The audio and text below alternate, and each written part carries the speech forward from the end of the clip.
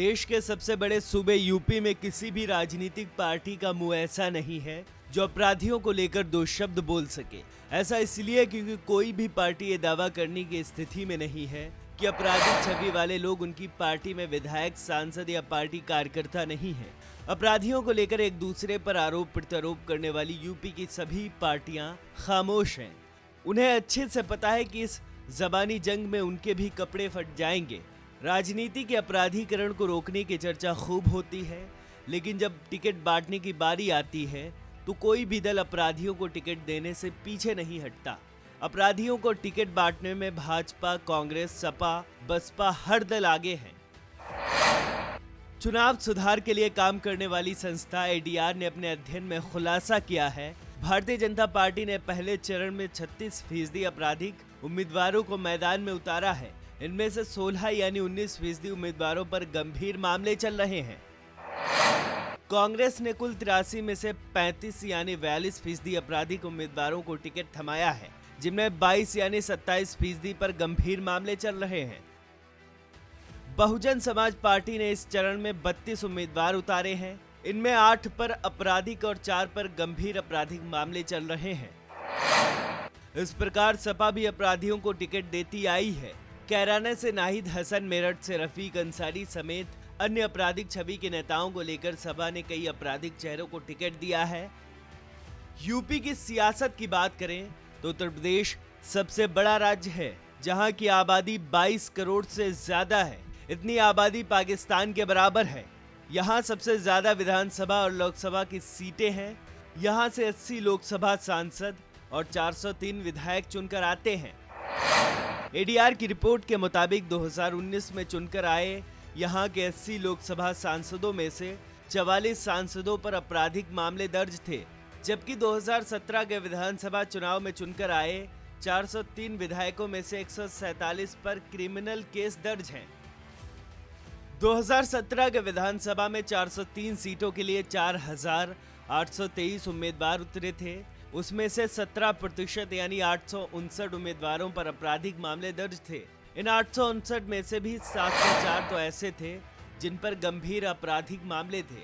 गंभीर अपराध यानी ऐसे अपराध जिनमें 5 या उससे ज्यादा की सजा मिलती हो या गैर जमानती हो। विधानसभा चुनाव में भाजपा, सपा, बसपा, आरएलडी और कांग्रेस ने 1480 उम्मीदवार उतारे थे। उसमें से 492 उम्मीदवारों पर आपराधिक मामले थे। इस हिसाब से विधानसभा चुनाव में इन पांचों पार्टियों ने जितने उम्मीदवार उतारे थे, उसमें से 33% से ज्यादा पर आपराधिक मामले दर्ज थे। 2017 के यूपी विधानसभा चुनाव के आंकड़े भी एडीआर ने जारी किए थे। प्रचंड बहुमत की सरकार बनाने वाली बीजेपी के 37% विधायकों पर आपराधिक मामले दर्ज हैं। 2017 की विधानसभा चुनाव में पहुंचे बीजेपी के 312 विधायकों में से 144 पर आपराधिक मामले दर्ज पाए गए थे। इनमें से 83 विधायकों ने अपने ऊपर संगीन आपराधिक मामलों दर्ज होने का खुलासा अपने हल्फनामे में किया था। सपा के 47 विधायक 2017 में सदन में पहुंचे थे। इनमें से 14 ने अपने ऊपर आपराधिक मामले दर्ज होने की जानकारी भी दी थी। इन 14 में से 11 के ऊपर संगीन मामले दर्ज हैं। बसपा के 19 विधायक सदन में पहुंचे थे। इनमें से 5 पर आपराधिक, जबकि 5 में से 4 पर गंभीर आपराधिक मामले दर्ज हैं। कांग्रेस के 7 विधायक सदन में पहुंचे थे। इनमें से 1 विधायक पर आपराधिक मामला दर्ज है। इस मामले में सबसे बड़ी बाजी निर्दलीयों ने मारी है। 3 निर्दलीय विधायक चुने गए थे और तीनों पर ही संगीन आपराधिक मामले दर्ज हैं। इस मामले में कमोबेश सभी पार्टियों की स्थिति एक जैसी है। बीजेपी उत्तर प्रदेश विधानसभा चुनाव को लेकर समाजवादी पार्टी पर लगातार हमलावर नजर आ रही है। कैराना से नाहिद हसन पर काफी सवाल उठ रहे हैं। जानकारी के मुताबिक नाहिद हसन पर करीब 17 आपराधिक मुकदमे दर्ज हैं। सपा सरकार के दौरान 2016 में कैराना पलायन में भी नाहिद का नाम जुड़ा था। हाल ही में सीएम योगी ने भी कहा था कि नाहिद हसन कैराना से हिंदू पलायन के लिए जिम्मेदार था।